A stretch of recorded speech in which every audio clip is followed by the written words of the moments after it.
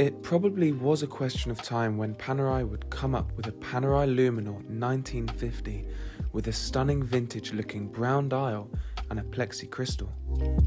This brown colour should remind you of the discoloured dials of vintage Panerai models.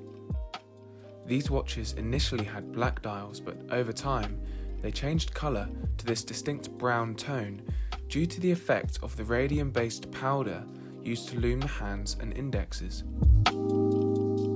It's a colour Panerai would have hated seeing when they began making watches with Rolex in the 1930s. Their brass dials were black and meant to stay that way.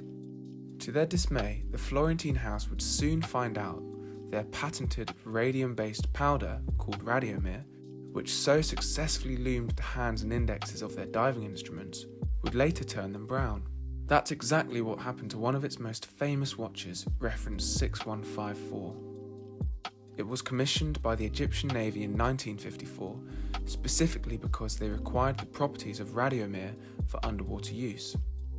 Today, these brown reference 6154s are amongst the most expensive vintage Panerai in the world.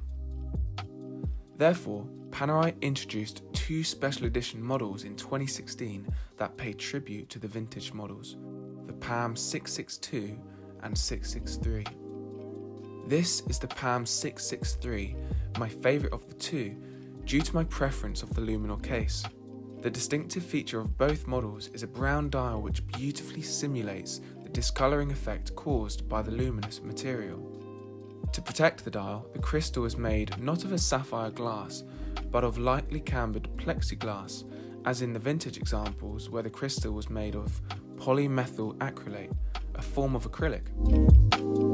This model features luminous hour markers and Arabic numerals at 3, 6, 9 and 12, with gold hour and minute hands. It comes on a Ponte Vecchio strap in brown leather with visible ecru sewing, the heat-engraved Officine Panerai logo, and a Tang buckle in polished steel. Crafted from 316L stainless steel in a 1950 case, this Panerai is immediately recognisable by the bridge-shaped device with its locking lever, which exercises a light pressure on the winding crown to protect it from accidental shocks and to help ensure the watch's water resistance. The watch is water resistant to 100 meters. Inside, the PAM663 uses the P3000 hand-wound movement, visible through the sapphire crystal caseback.